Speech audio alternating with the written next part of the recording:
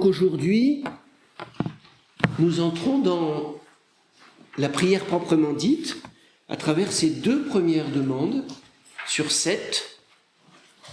Sanctifié soit ton nom, que vienne ton règne.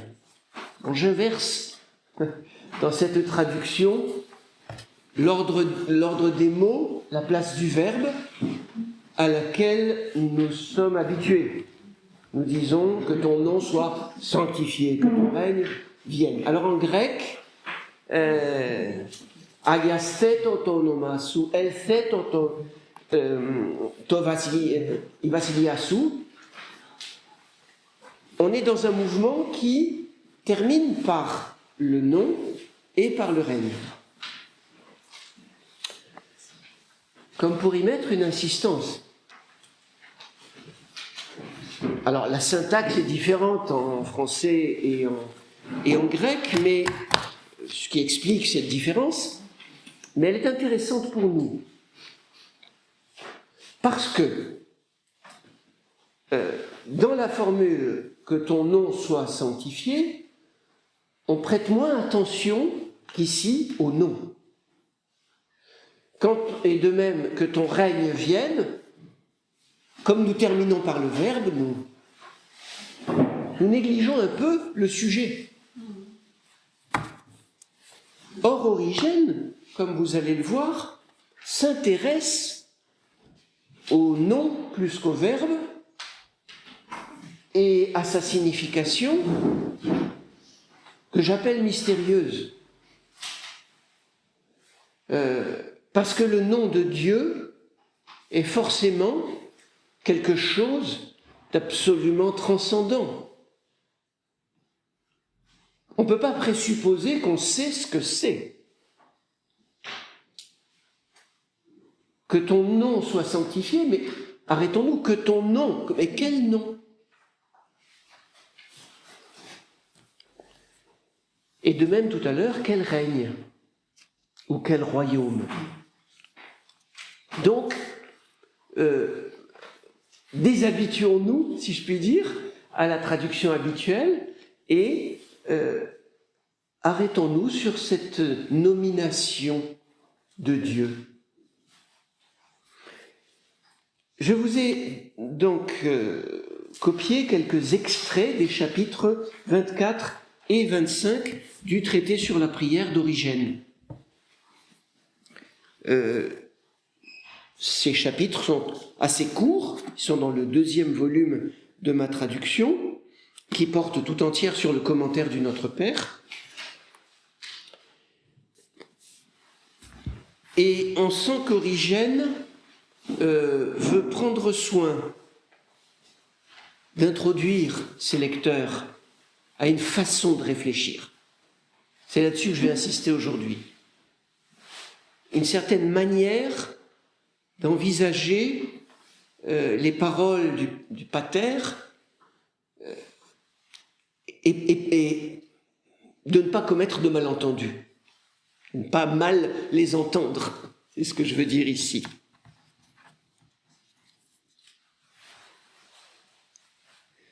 Partons du nom.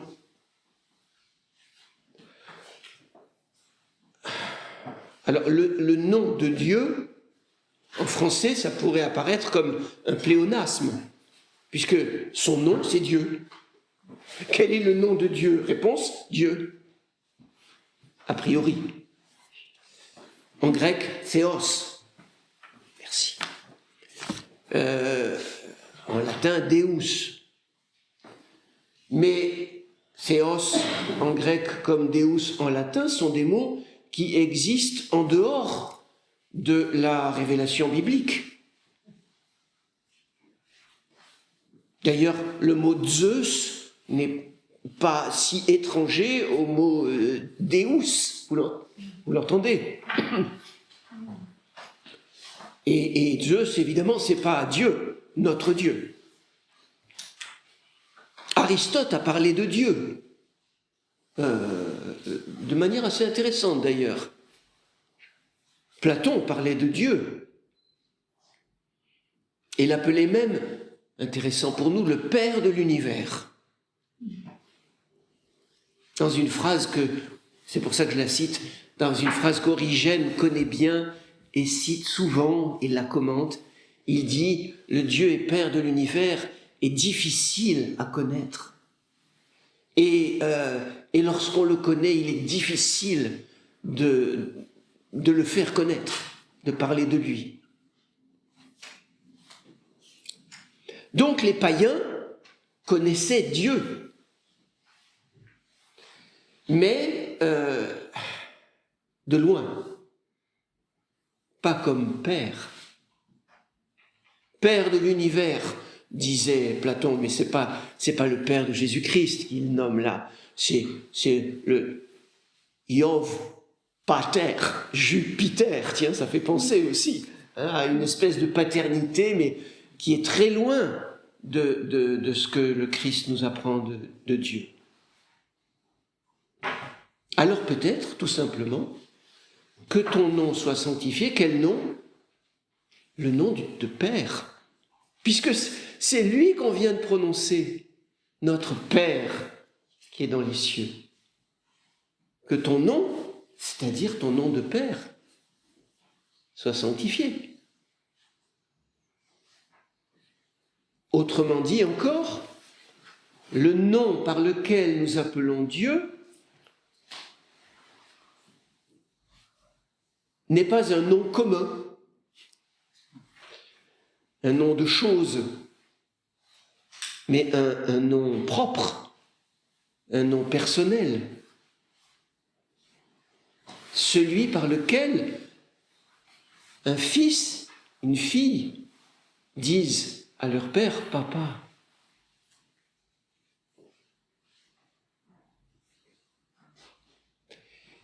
Bon, donc je fais le lien ici avec ce que nous avons vu la fois passée, c'est-à-dire la paternité de Dieu. Mais nous ne devons pas confondre cette paternité avec quelque chose d'ordre familier au sens banal du terme. Et c'est là tout l'enjeu du Notre Père. C'est que Dieu est pour nous très proche et en même temps tout autre. Familier, nous sommes ses fils, mais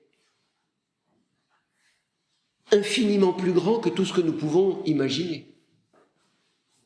Et nous devons prendre garde de ne pas le réduire à ce dont nous avons un petit peu parlé la fois passée, les images, les idoles, les représentations trop commodes.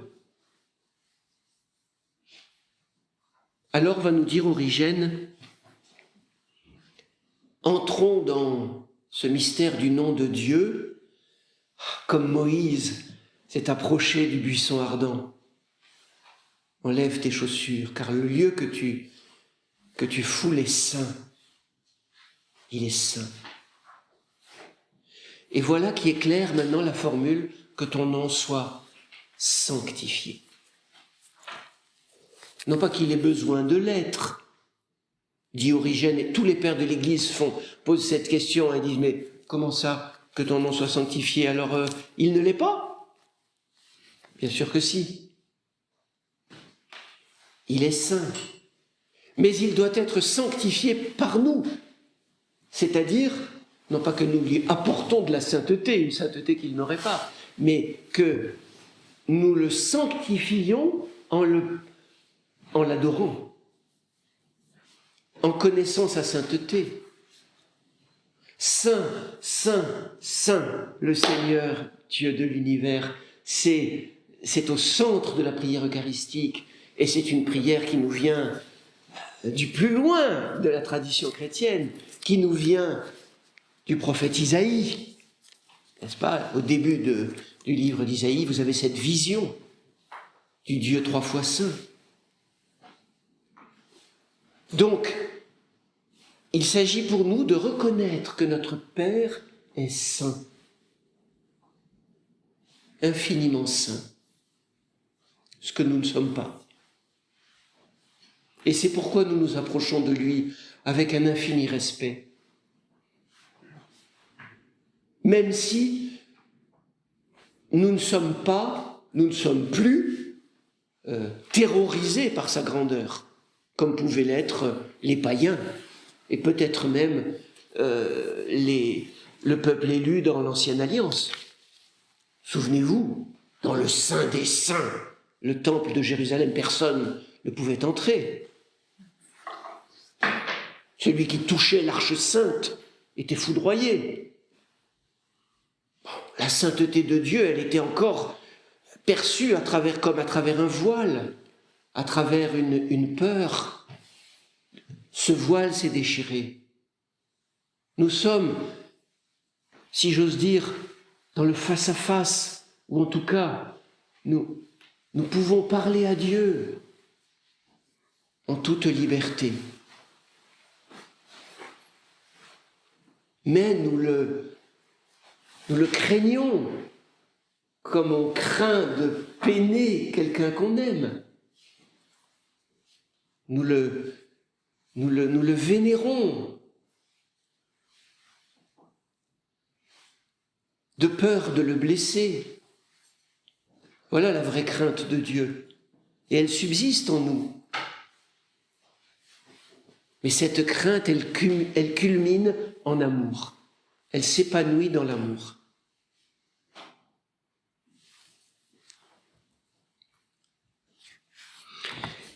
Alors je vous disais tout à l'heure, la façon qu'Origène a d'aborder les thèmes, les formules, vous allez avoir un bon exemple au début de ce commentaire. Enfin, c'est pas le début, mais du texte que j'en ai gardé. Ayant tous une certaine idée de Dieu, nous pouvons concevoir certaines choses à son sujet, mais nous ne savons pas tous qui il est. Rares en effet, et s'il faut le dire, plus rares que rares, sont ceux qui comprennent entièrement sa sainteté. C'est donc à juste titre que l'on nous enseigne, afin que la notion de Dieu en nous devienne sainte, et que nous contemplions sa sainteté, elle qui, je pense, selon les Écritures, est appelée le nom de Dieu. Ainsi dans l'Exode, « Tu ne prendras pas le nom du Seigneur ton Dieu en vain », dans le Deutéronome. Alors, la phrase du Deutéronome, elle va vous surprendre un peu, et il va la commenter ensuite, mais retenez-la. « Que ma sentence soit attendue comme une pluie, que mes paroles descendent comme une rosée, comme une ondée sur la prairie, et comme une averse sur l'herbe, car j'ai invoqué le nom du Seigneur. » Et dans les psaumes, « Ils commémoreront ton nom de génération en génération. » Qu'est-ce qu'on retient de ce premier paragraphe ? Quelque chose qui frappe, évidemment, c'est... Il y a 3 citations bibliques. En 7 lignes, il va chercher 3 textes différents, dans l'Exode, le Deutéronome, les psaumes. Dans ma traduction et étude de ce traité, j'ai relevé, je crois, 1700 citations ou allusions bibliques. C'est truffé de formules qui lui viennent des Écritures. Pas seulement sous la forme de citations, comme ici, mais il parle le langage de la Bible. Donc ça, c'est une première chose qui est à retenir. Toujours, Origène veut appuyer son propos sur les Écritures, justifier son raisonnement par la Bible.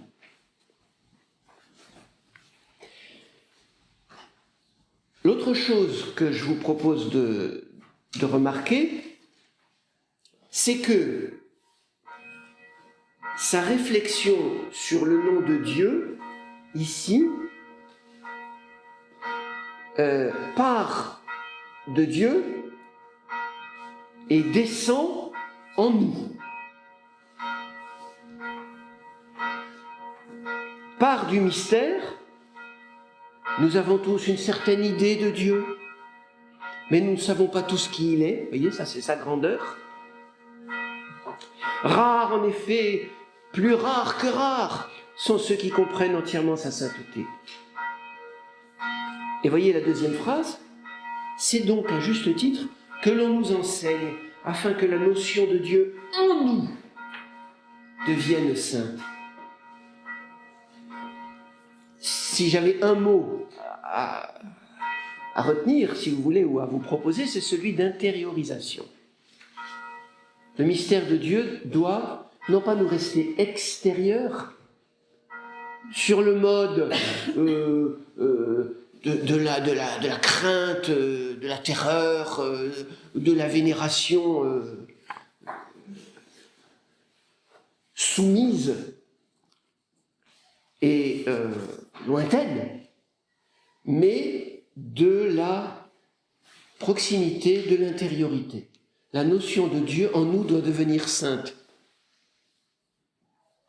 Parce que l'essence de Dieu n'est pas un concept, n'est pas une idée abstraite, c'est sa sainteté. Saint, saint, saint est le Seigneur notre Dieu. Voyez ? Ce n'est pas un adjectif qualificatif, comme on dit, qui viendrait se plaquer sur lui, comme on dirait ce tableau est blanc. Ce n'est pas une couleur, c'est pas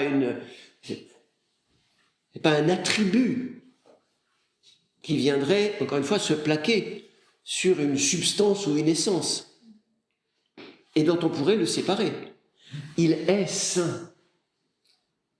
Et donc, en présence du Dieu saint, eh bien, sa notion, comme il dit en nous, son idée, comme il disait au début, doit devenir sainte.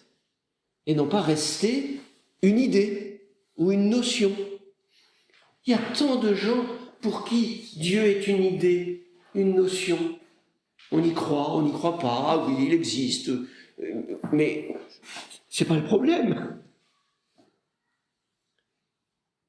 Que l'existence de Dieu puisse donner lieu à 36 discussions, arguments, raisonnements, démonstrations, pourquoi pas?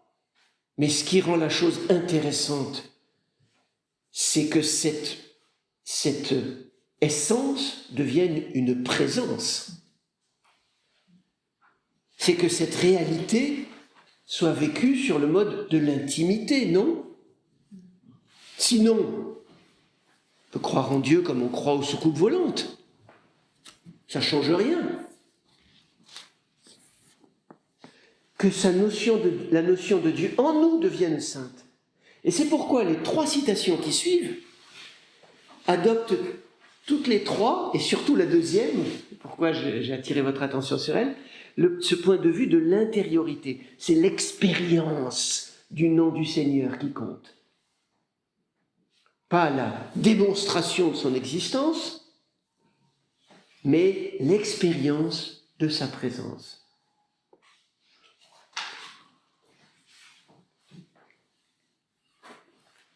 Et dans mes commentaires, qui sont assez nombreux, les notes de bas de page, j'ai voulu faire remarquer que la deuxième citation, celle de l'Exode, qui est longue,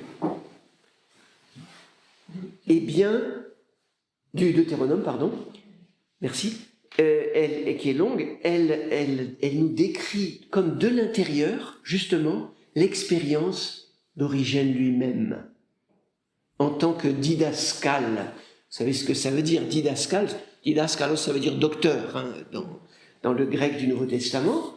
Eh bien, on appelait didascales, dans l'Église ancienne, ceux qui avaient mission d'enseigner, de délivrer un enseignement au peuple de Dieu. Eh bien, écoutons cette phrase maintenant comme si Origène lui-même la prononçait. Et avec lui, j'ose dire, tout didascale, n'est-ce pas? Tout chargé de mission dans l'Église, soit pour prêcher, pour enseigner, pour témoigner. À quelques moments que ce soit, chacun de nous peut faire cette expérience.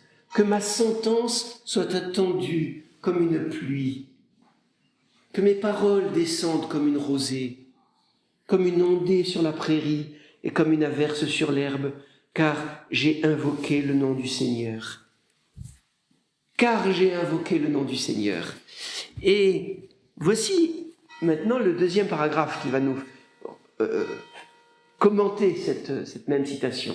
Celui qui associe l'idée de Dieu à des choses qu'il ne faut pas prendre qu'il ne faut pas prendre le nom du Seigneur Dieu en vain.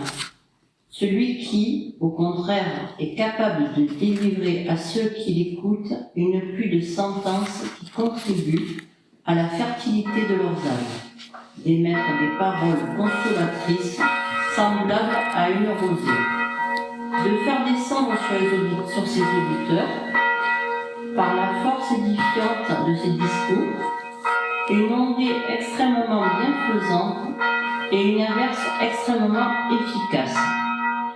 C'est grâce à ce nom qu'il en est capable. Ayant conscience d'avoir besoin de Dieu pour les accomplir, il invoque l'aide de celui qui dispense souverainement les choses dont on vient de parler. Je répète, pour moi, ces quelques lignes sont une sorte de confession, d'aveu. Il nous partage son expérience. Et peut-être nous pouvons nous aussi partager avec lui cette expérience. Nous avons tous eu des moments où nous nous sentions comme aidés de l'intérieur, comme portés, comme habités. Nous avons parlé à quelqu'un, mais pas forcément de manière, vous voyez, déclamatoire, solennelle, prédicateur en chair, ou ce que je suis en train d'essayer de faire.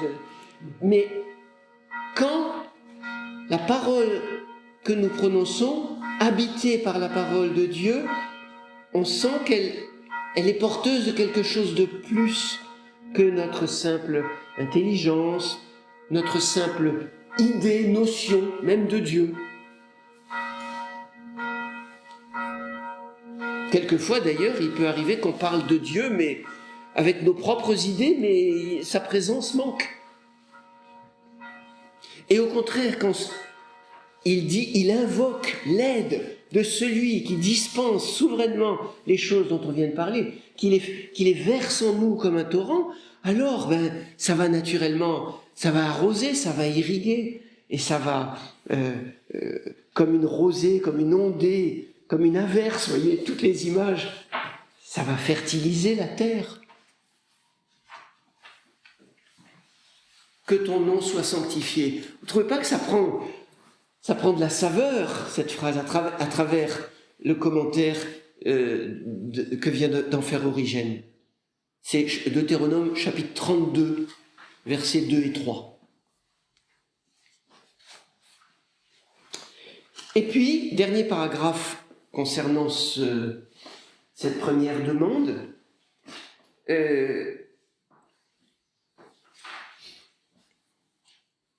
Elle rejoint plutôt la troisième des citations. Dans les psaumes, ils commémoreront ton nom de génération en génération. Bon, si j'avais à serrer de près ces trois citations qui sont dans le premier paragraphe, je dirais la première nous met en garde contre une réduction de Dieu à nos petites idées. Tu ne prendras pas le nom de Dieu en vain. Attention, ôte les sandales de tes pieds. Il est saint. Ça, c'est tout ce que je vous ai dit tout à l'heure, n'est-ce pas? Puis la deuxième, celle qu'on vient de commenter, elle nous dit, tu vas faire l'expérience du nom de Dieu à travers comme une eau vive qui peut couler à travers toi et faire du bien autour de toi. La sainteté de Dieu, c'est pas, quelque chose qui le sépare de toi. Au contraire, c'est quelque chose qu'il veut te communiquer. Il veut te sanctifier. Que soit sanctifié son nom en toi. Intériorisation, vous vous souvenez. Et tu vas faire cette expérience de recevoir l'eau de la parole de Dieu qui viendra habiter tes propres paroles. Et puis, la troisième citation, celle des psaumes, qui est commentée par le troisième paragraphe ici, elle est très intéressante, c'est que elle souligne la dimension communautaire. Je ne vais pas sanctifier le nom de Dieu tout seul. Et quand nous chantons le Sanctus à la messe, nous sentons que c'est un moment d'unité. n'est-ce pas? Un moment fort qui nous rassemble. La sainteté de Dieu, non seulement n'est pas, exclusive, réservée, séparée de nous, mais elle ne se distribue pas non plus de manière purement individuelle, comme ça, mon petit rayon de sainteté, mon petit canal, mon petit lien avec le Père. Non. Sanctifier le nom de Dieu, c'est une opération qui nous rassemble, qui nous unit. Ils commémoreront tous ensemble ton nom de génération en génération. Telles sont les choses que celui qui prie doit comprendre pour demander que le nom de Dieu soit sanctifié. Ainsi est-il dit dans les psaumes, exaltons son nom dans l'unité, le Père nous invitant à nous élancer en toute harmonie, d'une même intelligence et d'une même pensée, vers la connaissance vraie et sublime de l'identité de Dieu. Que c'est beau, n'est-ce pas? D'une même intelligence, d'une même pensée. Vous voyez, on n'est plus seulement dans les mots idées et notions du début, au sens étroit, au sens purement humain. Cette intelligence, cette pensée, elle nous est commune. Elles nous sont données par Dieu. Ce qu'on appelle le sensus fidelium, le sens, le bon sens des fidèles, qui est un des critères, figurez-vous, les plus importants de la foi chrétienne. Ultimement, l'Église fait confiance au sensus fidelium. Je vous en donne un exemple qui est attesté, qui est tout à fait reconnu. Dans le travail des conciles, il y a toute l'élaboration des formules dogmatiques, des décisions disciplinaires, voyez. Et puis après, il y a ce qu'on appelle la réception du concile. Et ça, c'est comme l'écho de cette parole qui vient d'en haut, mais qui doit être aussi reçue pour être confirmée. Un concile, et tous les conciles de l'histoire, est une parole qui doit être entendue, qui comme tout à l'heure on l'a dit à propos de la rosée, de l'averse, etc., qui doit couler comme une eau pour fertiliser l'Église, porter du fruit. C'est jamais purement descendant et vertical. Cette dimension d'horizontalité. L'Église est une communion. Et donc c'est dans cette communion que nous sommes sûrs d'être dans la vérité, dans cette charité.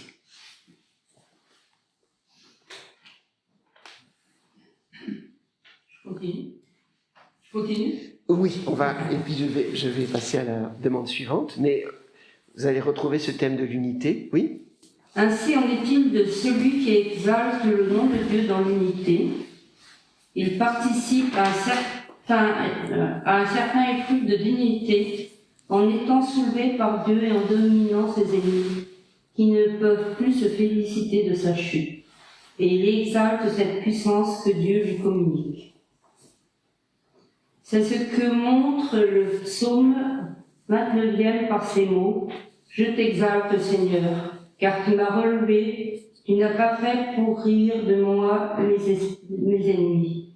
Il exalte donc Dieu, celui qui consacre une maison en soi-même, selon l'intitulé du psaume qui dit, psaume du cantique de la consécration de la maison de David. Alors je vous propose de retenir une idée force de ces dernières lignes, c'est l'idée de victoire. Et ça, chez Origène, c'est une ligne de force de son exégèse et de sa théologie. C'est jamais gnangnan, si j'ose ce mot. Il sait ce que c'est que le combat spirituel. Et il sait que la vie chrétienne n'est pas un long fleuve tranquille. Il sait qu'il y a des enjeux, qu'il y a des résistances. Il sait que le nom de Dieu en nous doit peut-être faire bouger certaines vieilles habitudes. J'ai l'image de la pierre du tombeau, vous voyez, pour nous faire sortir de nos tombeaux, il va falloir quelque chose comme une force surnaturelle. Dominer nos ennemis, qui ne peuvent plus se féliciter de sa chute. Comme pour nous dire, dans ces dernières lignes, chers amis, sanctifier le nom de Dieu, c'est pas planer sur un nuage, voyez, dans sa douce et béatifiante présence. C'est entrer dans un processus de transformation intérieure. Celui qui lui consacre une maison en lui-même, disent les derniers mots, alors il joue un peu sur les mots, j'ai pas le temps de vous montrer la finesse de l'exégèse, parce qu'il prend des expressions grecques, par exemple dans l'unité, epitokonto, ça peut vouloir dire ensemble, ça peut vouloir dire dans le même lieu, ça peut vouloir dire aussi en étant un. Et il travaille tout ça très finement pour nous dire, dire le Notre Père, c'est être en travail, soi-même. C'est ne plus être le même qu'avant. Quand on a sanctifié le nom de Dieu, voilà, on a laissé quelque chose nous traverser. Sinon, nous le prenons en vain. Ce que l'Exode nous interdit, et ça faisait même partie du décalogue. Tu ne prendras pas le nom du Seigneur Dieu en vain, de manière vide, pourrait-on dire. Que ton nom soit sanctifié. Nous le dirons peut-être un peu autrement, maintenant, en nous souvenant des points importants sur lesquels j'ai insisté. Donc, l'être de Dieu est saint. Ce n'est pas un attribut qui lui est extérieur, c'est son intimité. Et cette intimité, elle veut nous être communiquée de manière intérieure. Pour pouvoir, à travers nous, faire du bien autour de nous. Vous voyez ? Le petit saint, comme on dit, celui qui garde sa sainteté comme dans la parabole, là, dans un linge, dans un coin, qui s'efforce de rester, celui-là, il ne comprend rien à la sainteté de Dieu. La sainteté de Dieu doit, au contraire, l'aider à aimer davantage, à faire communauté, à être en communion avec les autres, à célébrer avec d'autres le nom de Dieu. Et tout ça, c'est un travail qui n'est pas facile, qui nous transforme, mais dans lequel Dieu est avec nous. Que vienne ton règne. Alors j'hésite toujours devant ce mot basileia, à le traduire soit par règne, soit par royaume. C'est le même mot. Dans le Nouveau Testament, quand on parle du royaume de Dieu, quand Jésus parle abondamment du royaume de Dieu, il emploie ce mot.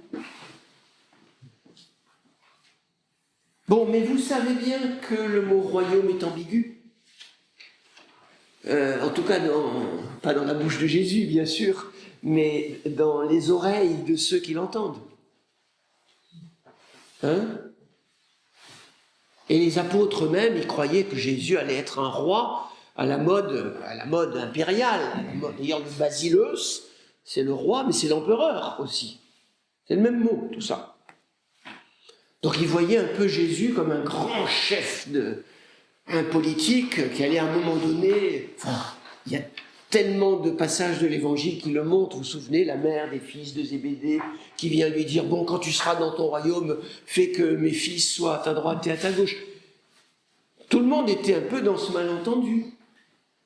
L'idée d'un royaume terrestre, d'un royaume politique, d'un royaume militaire. On a chassé l'occupant romain, et puis voilà, Jérusalem a l'air devenir notre capitale à nous. Et Jésus a beaucoup de mal à faire comprendre à Pilate, déjà, hein, « Mon royaume n'est pas de ce monde », lui dit-il. Et déjà, et aussi, et avant ça, à ses disciples, à ses apôtres, que voilà, le royaume de Dieu, on ne peut pas dire il est ici, il est là. Hein, et si on vous dit il est là-bas, n'y allez pas. Donc c'est un royaume intérieur. Et revoilà la clé que je vous ai proposée. Il va falloir faire une lecture intérieure de ce fameux « que vienne ton règne ». Parce que sinon, ça tarde, si j'ose dire. L'actualité semble éloigner toujours plus ce règne de paix, de justice, de fraternité, de bonté que nous espérerions comme un nouvel ordre mondial. Si nous l'attendons comme ça, il y a des chances pour qu'à la fin de notre vie, nous attendions encore.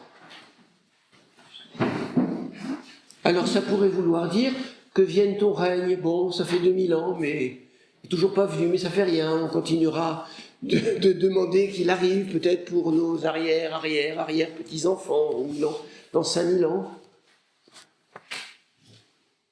Au temps d'Origène, il y en avait encore qui spéculaient sur une espèce d'établissement d'un royaume terrestre, voyez, une eschatologie un peu guerrière.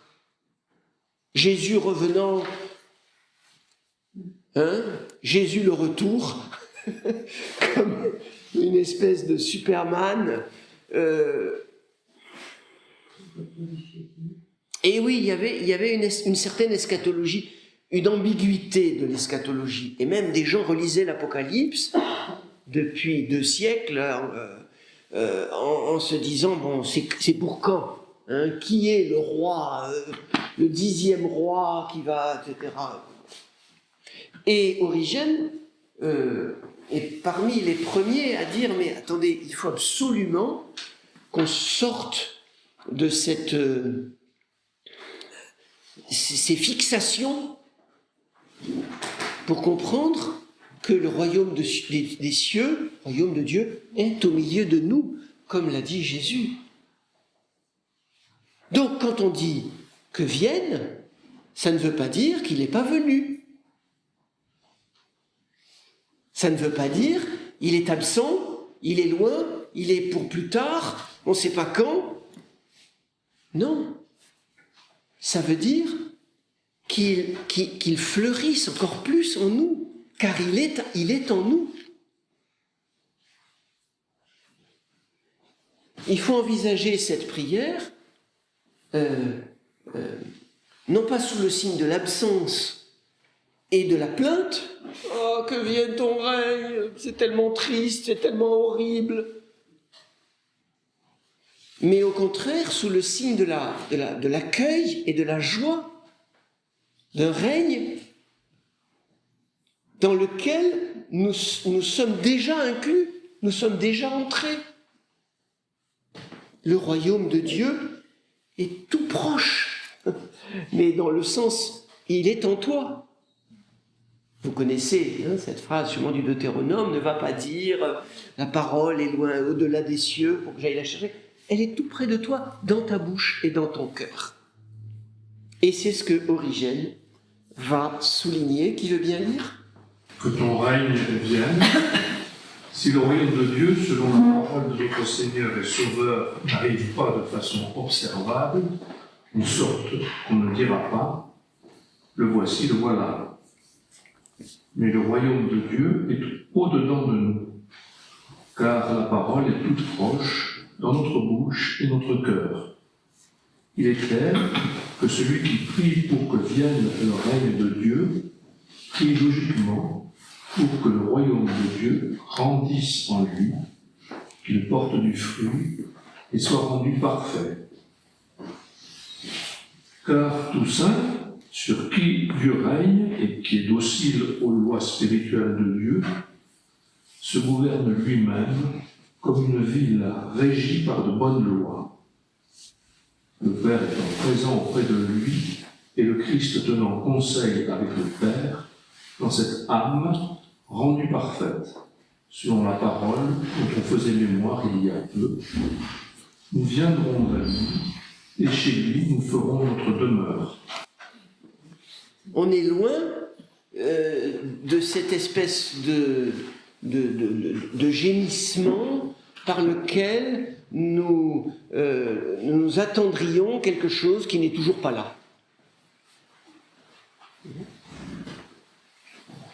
Et c'est une leçon pour nous, je crois. Parce que nous avons peut-être un peu trop tendance, nous chrétiens, à nous lamenter sur ce qui ne va pas.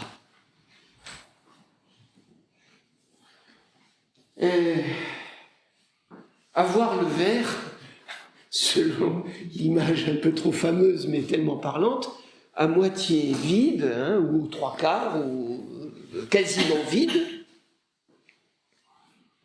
au lieu d'élever la coupe du salut et de boire à cette coupe, pour notre part, avec la jubilation de celui qui a goûté déjà aux forces du royaume. Un peu, bien sûr, à sa mesure. Mais le royaume de Dieu est au milieu de nous. Il n'est pas pour demain, pour après-demain. Nous y sommes entrés. Comment? Par la foi.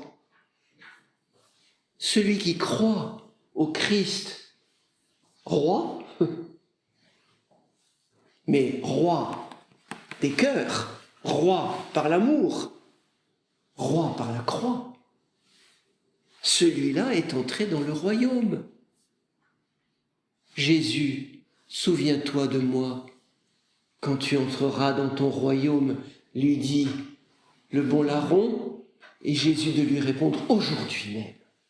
Parce que tu as compris, tu es avec moi. Tu es entré dans ce royaume par cette profession de foi. Aujourd'hui. Il ne dit même pas demain, au sens de l'autre côté de la mort.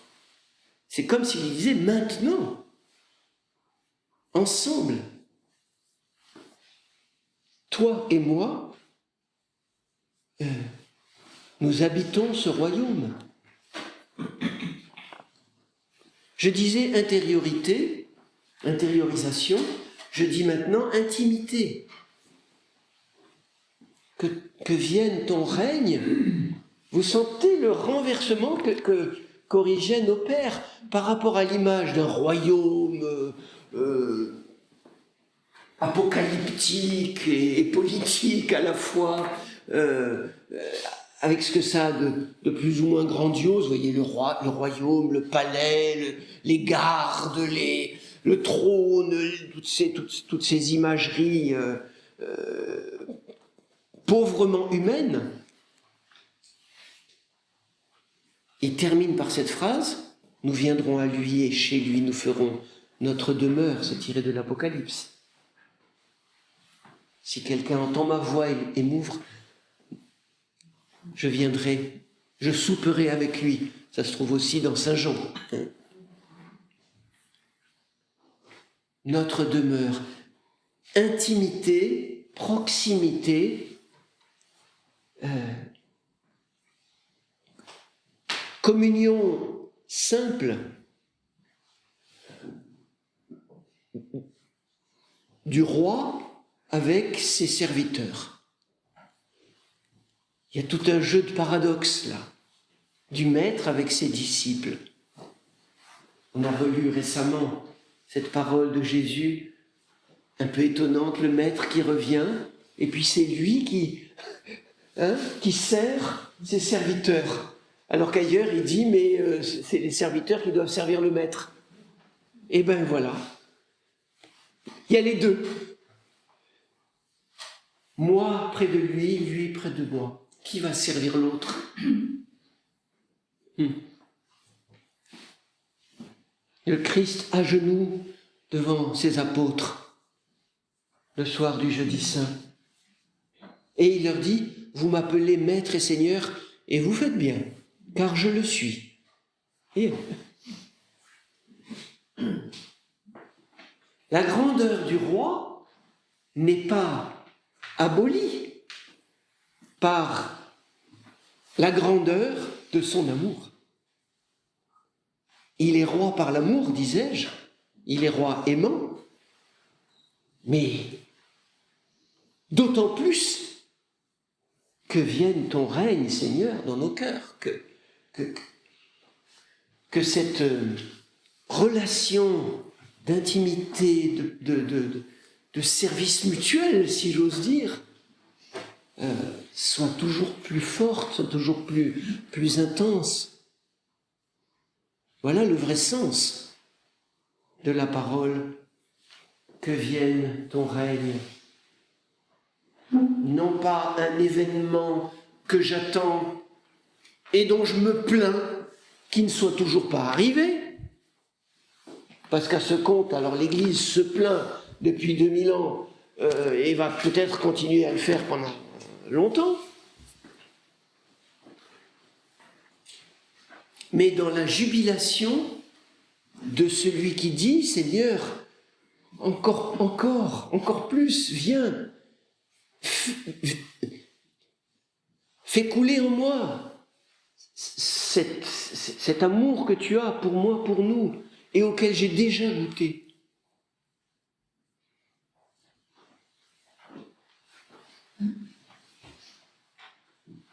La parole est toute proche dans notre bouche et notre cœur.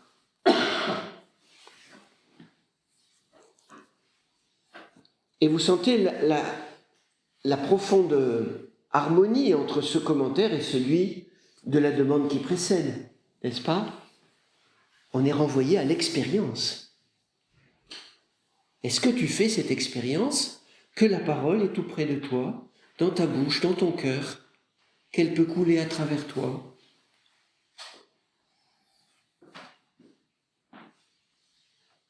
Alors, pour être plus précis, Origène nous donne des critères d'authenticité de cette expérience.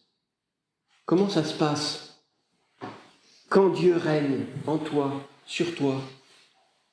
Réponse: tout saint sur qui Dieu règne, qui est docile aux lois spirituelles de Dieu, se gouverne lui-même, comme une ville régie par de bonnes lois.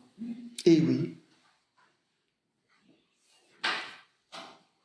Dieu en nous règne par la paix, l'amour, la joie, une certaine constance, une certaine persévérance, stabilité, qui doivent grandir en nous au fil des années. Le monde nous tire à U et à dia, j'allais dire, et à diable, n'est-ce pas? Dans tous les sens, nous inquiète. Vous allumez votre poste, vous voulez savoir ce qui se passe, on va vous dire ce qui va pas, tout ce qu'il y a de mal, tout ce qu'il y a de pire. Et si on n'a pas grand-chose à se mettre sous la dent, on va trouver je ne sais quelle tempête à l'autre bout du monde pour vous dire « Ah, même là-bas, vous voyez, c'est affreux, c'est horrible ». Parce qu'ils savent qu'il n'y a que ça qui nous affriole, qui nous excite, qui nous rend accros à l'écran. Donc, ça, c'est pas le règne de Dieu. C'est le règne des médias, c'est le règne de l'image. Et sa toute-puissance sur nous, inquiétante, stressante, destructrice. Bon. Le règne de Dieu, c'est le contraire. Ça ne veut pas dire qu'on ne regarde jamais la télé, parce qu'on est, n'est-ce pas, on est dans un autre monde. Non, on est dans le monde, on est du monde même, d'une certaine manière, on en fait partie. Mais dans ce monde, nous sommes des êtres en processus de transformation. Notre citoyenneté est dans les cieux, dit saint Paul. Notre vrai royaume, voilà, notre carte d'identité, bon, il y a ce qui se fait, voilà, celle qui sert pour... mais notre vraie identité, elle est dans le Seigneur. Et lui, il ne nous détruit pas, il ne nous tiraille pas, il ne nous déchire pas, il ne nous inquiète pas, il nous rassure, il nous donne sa paix, il le veut. Alors, laissons. Comme dans une ville bien gouvernée, voyez, dans une maison aussi bien ordonnée, laissons cette paix régner. Que vienne ton règne. Ben oui, dans mes habitudes, dans mes horaires, dans tout, ma façon de me nourrir, de m'informer, dans mes loisirs, qu'il y ait de l'ordre. Qui veut lire le paragraphe suivant qui prolonge exactement ce que je suis en train de dire? Le règne de Dieu, je pense, est à comprendre comme la disposition heureuse de notre conscience et l'établissement en nous de sages raisonnements. Et le règne du Christ, comme les paroles de salut présentées à ceux qui les écoutent, les œuvres accomplies de la justice et des autres vertus, car le Fils de Dieu est parole et justice. C'est un peu inhabituel, cette distinction entre le règne de Dieu et le règne du Christ. Parce qu'évidemment, le Christ est Dieu, Fils de Dieu, mais on dirait qu'il cherche à explorer comme des dimensions, si vous voulez, de cette action de Dieu en nous. Alors le Père, quand il dit Dieu ici, c'est le Père. Qu'est-ce qu'il vient faire en nous? Disposition heureuse de notre conscience et établissement en nous de sages raisonnements. Il y a un petit côté philosophique derrière cette phrase.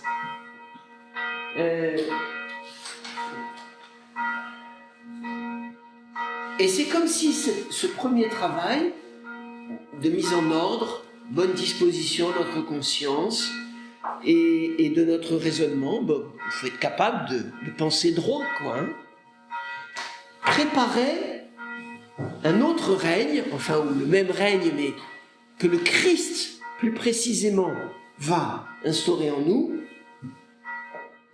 Le règne du Christ sont les paroles de salut présentées à ceux qui les écoutent, les œuvres accomplies de la justice et des autres vertus. Là, on n'est plus sur le registre de l'action. Les paroles de salut présentées à ceux qui les écoutent, ça nous rappelle tout ce qu'il a dit tout à l'heure sur la verse qui coule à travers nous, n'est-ce pas?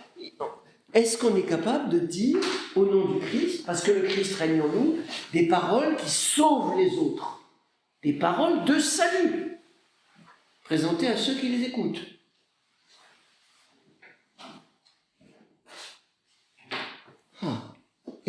Et comment est-ce qu'on adresse une parole de salut à quelqu'un?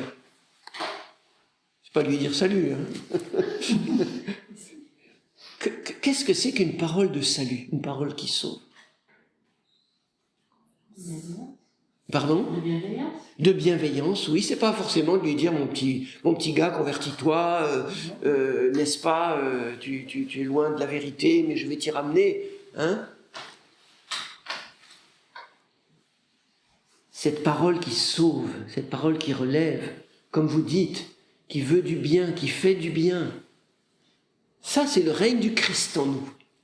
Parce que le Christ est celui qui, de la part du Père, fait du bien aux hommes. Alors quand il règne dans un homme, il va faire du bien à travers lui à d'autres hommes. Et il va agir les œuvres accomplies de la justice et des autres vertus. Alors le mot justice, c'est aussi un mot auquel on a donné des significations tellement politico-égalitaristes. On voit toujours la justice des hommes, exactement. C'est la justesse dans le langage biblique. La justesse, voyez, musicale, harmonique. Ça, c'est la justice de Dieu, qui est synonyme de sainteté. Mais dans le registre plus précisément de l'action. Quand la sainteté est en action, elle donne lieu à des actes de justice et des autres vertus. Car le Fils de Dieu est parole et justice. On va terminer en lisant le dernier paragraphe, si vous voulez, et vous allez tout de suite voir le parallèle avec ce qui était la conclusion, enfin, ce qu'on avait vu dans le 3e paragraphe plus haut. Car il est possible que pour chacun de nous, ces choses se produisent et que le dernier ennemi, la mort, soit banni afin qu'en nous, il soit dit par le Christ, mort, où est ton aiguillon? Enfer, où est ta victoire?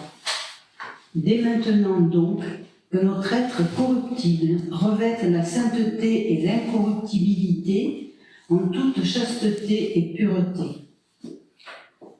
Que ce qui est mortel, la mort étant bannie, s'enveloppe de l'immortalité du Père, en sorte que déjà, Dieu régnant sur nous soyons dans les bienfaits de la régénération et de la résurrection.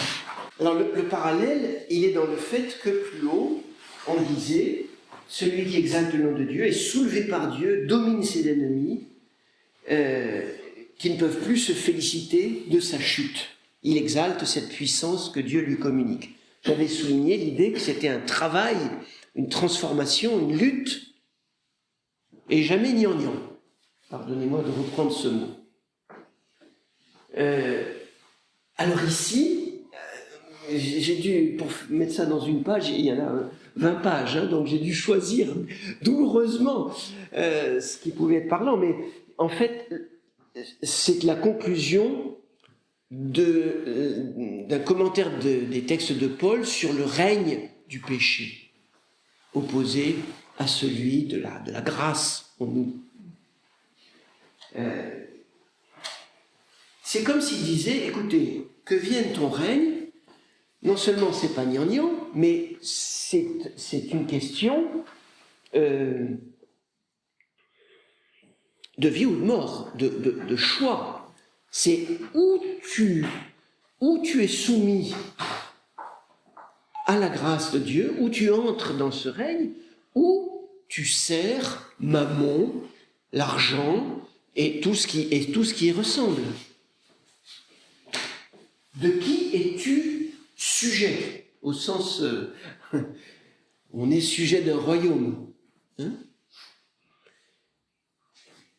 Tant que tu es asservi au péché, il règne sur toi. Mais libère-toi.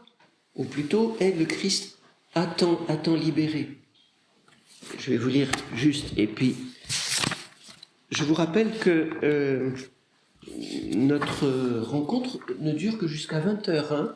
C'est par erreur que ça a été marqué sur le bulletin de liaison 20h30. Donc on va prendre un petit temps final de partage. Mais avant ça, que je vous lise. Celui qui pêche, s'il ne se repent pas, sera de quelque manière cette terre à laquelle il est apparenté. Voilà, c'est le règne du péché. Au sujet du règne de Dieu, il faut comprendre ceci.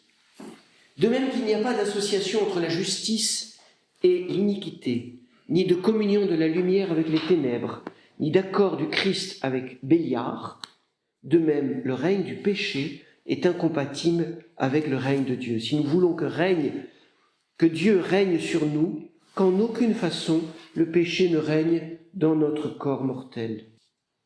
N'obéissons donc pas à ces injonctions qui excite notre âme aux œuvres de la chair et aux choses étrangères à Dieu.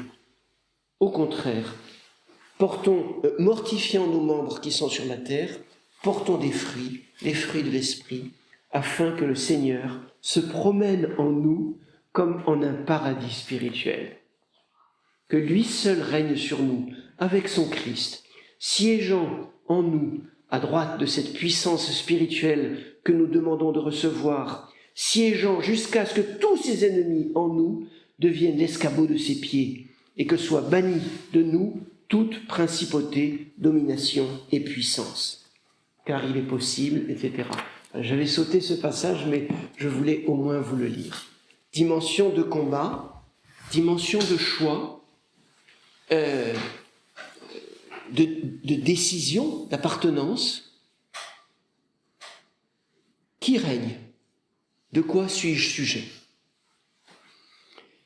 Donc je conclus, que vienne ton règne au-delà des représentations très humaines d'un royaume humain, lui aussi, d'un royaume pensé à partir de modèles humains.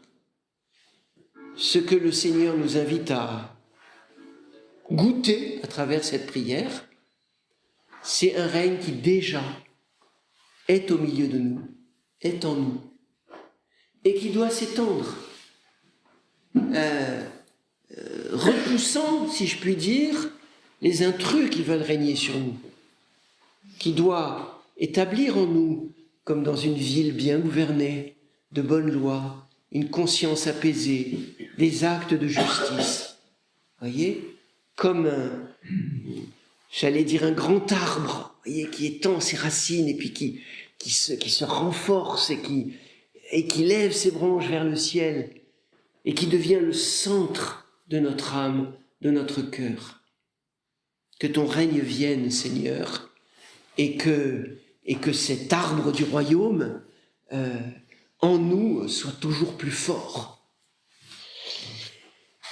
Voilà, comme chaque mois, eh bien, nous pouvons prolonger ce temps d'enseignement par un temps d'échange, de questions, de partage. À vous la parole. Le Maranatha, mot que nous connaissons tous, il a cette double signification. Il dit « Viens, Seigneur », mais il dit aussi « Le Seigneur vient ». Et donc, il est là. Nous n'attendons pas un royaume absent. J'aime bien votre expression « aide le Christ à te libérer ». Oui. Merci. Oui. Est-ce que le royaume du Fils et le royaume du Père, déjà ça paraît très étrange. Mais ce qui est sûr quand même, c'est que le Christ il est venu corriger notre trajectoire. Oui. Le royaume du Père. Oui. Est-ce donc, le Fils a-t-il donc un royaume? Oui. Alors. Ou bien son royaume est-il celui du Père?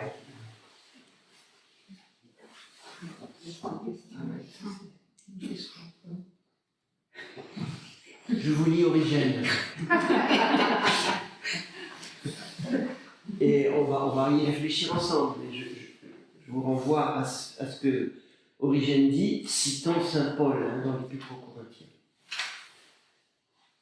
Quant à l'apogée du royaume de Dieu en nous, si nous progressons sans cesse, elle adviendra quand s'accomplira ce que dit l'apôtre, le Christ, tous ses ennemis lui ayant été soumis, remettra le royaume à Dieu son Père, afin que Dieu soit tout en tous.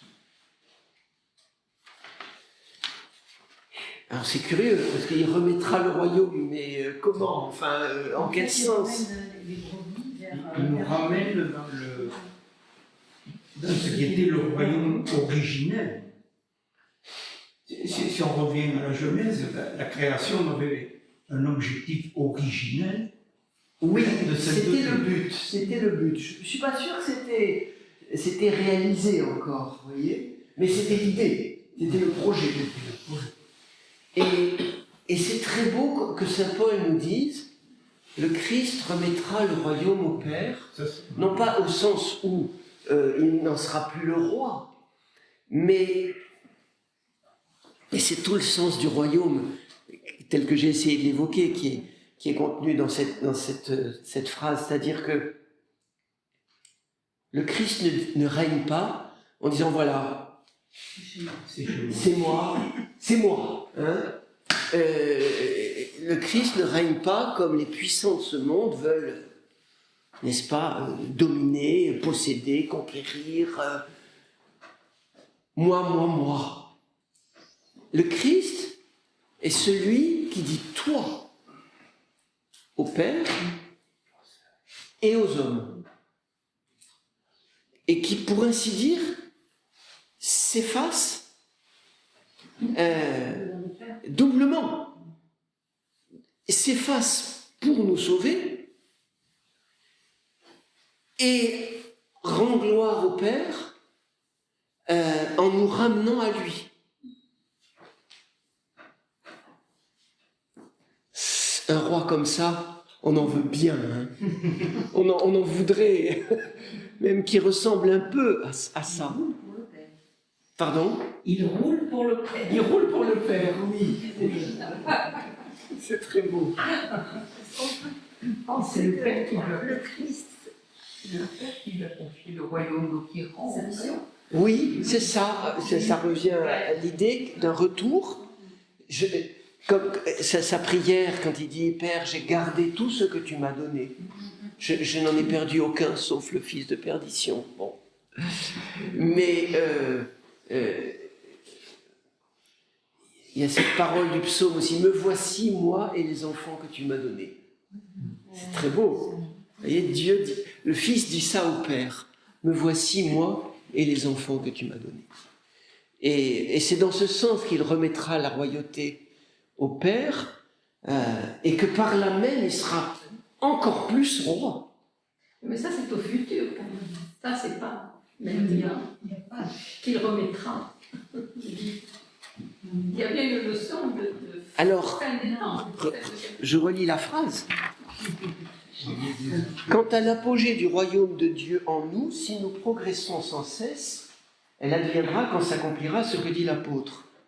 Autrement dit, il intériorise le sens de cette attente. Il n'en fait pas un événement extérieur. Il en fait le terme d'un cheminement intérieur. L'apogée du royaume de Dieu en nous. Mais Si nous progressons sans cesse. Ce que dit l'apôtre Paul, c'est de Paul qui parle. C'est lui qui cite.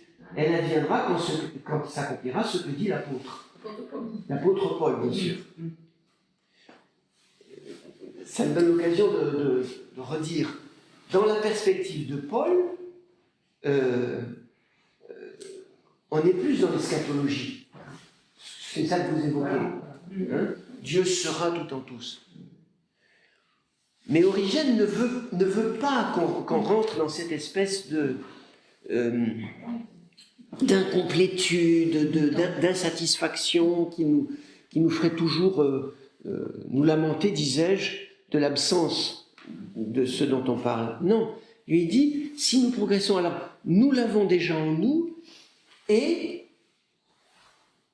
l'accomplissement, la perfection, le summum, si je puis dire, de ce processus, eh bien, il va être que que le Christ s'efface. Mais ça, il le fait déjà. Il ne va pas le faire à la fin. Comme si, entre-temps, le Père était étranger à toute l'affaire. En fait, ce qui nous est révélé à la fin, c'est ce qui est le cœur de tout le processus de venue du royaume. Depuis le début, le Christ ne fait que servir le Père et les hommes. Et quand on aura vraiment compris ce que c'est que le royaume, alors on comprendra que le Christ est tout entier dans cette double oblation de lui-même aux hommes et à Dieu et au Père. Mais on met du temps à le comprendre. Oui. Est-ce que la vie suffit sur Terre? Il y a une histoire de temps aussi. Oui. Le temps qui nous pose des problèmes sur Terre. Alors. On a un avant, un après, pendant. Ouais. Alors j'ai dû mettre de côté un grand nombre de développements d'Origène sur cette question du temps. Parce qu'il dit en gros, alors il aime bien poser des questions qui troublent un peu. Il dit, mais attendez, quand je dis que soit sanctifié ton nom, que vienne ton règne en moi, tout ça, bon ben si je suis dans le royaume, alors j'ai plus à le demander. Question du temps. Ça serait l'erreur inverse de celle de tout à l'heure. Tout à l'heure, on disait, mais il est loin, il est pour demain, c'est jamais là, le pas encore. Voilà, l'insuffisance. Mais l'erreur inverse, c'est de dire, mais tout est dans le présent, ça y est, on y est, merci Seigneur. Eh ben non, dit-il. Tu dois être dans un mouvement de croissance. C'est pas une histoire de temps. Et le temps n'est pas le vide qui te sépare d'un événement à venir. Le temps, c'est le plein, si je puis dire. C'est cette sève qui te permet de grandir. Le temps est ton allié. Le temps n'est pas une barrière à renverser pour entrer dans l'éternité. C'est pas ça. Le temps est le chemin par lequel tu entres déjà tu goûtes déjà à l'éternité.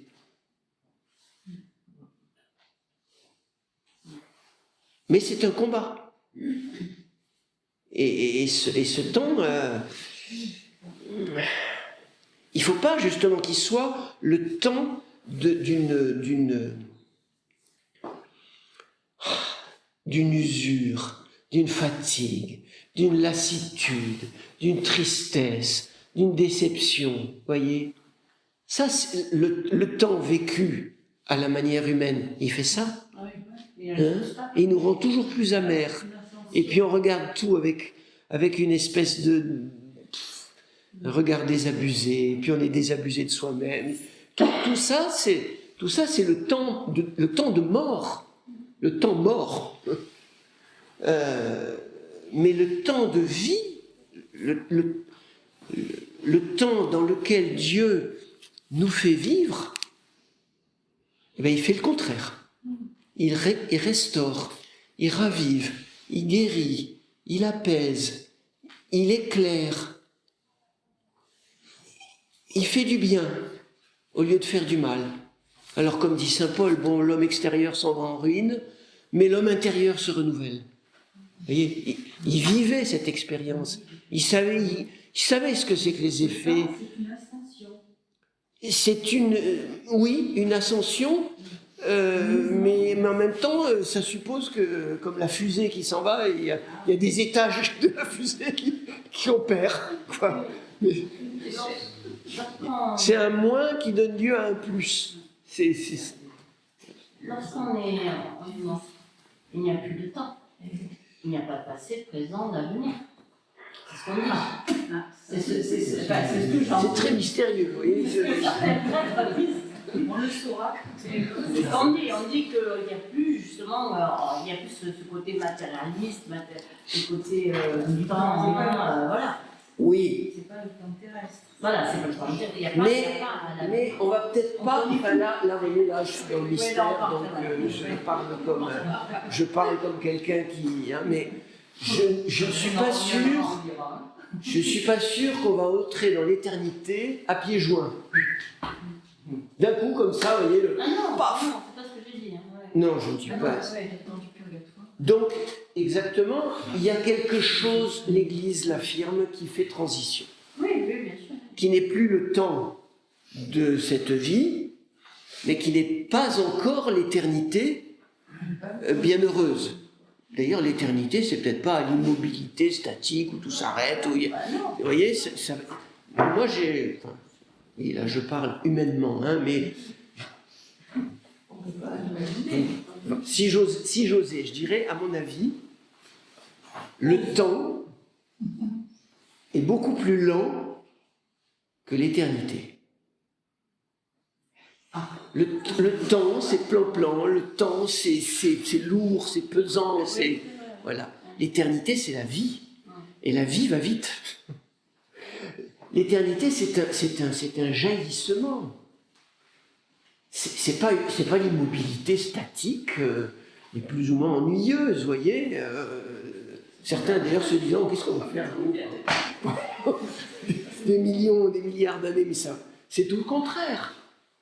Et Origène est le premier qui a eu l'intuition, si vous voulez, d'une croissance en Dieu qui n'aura pas de fin.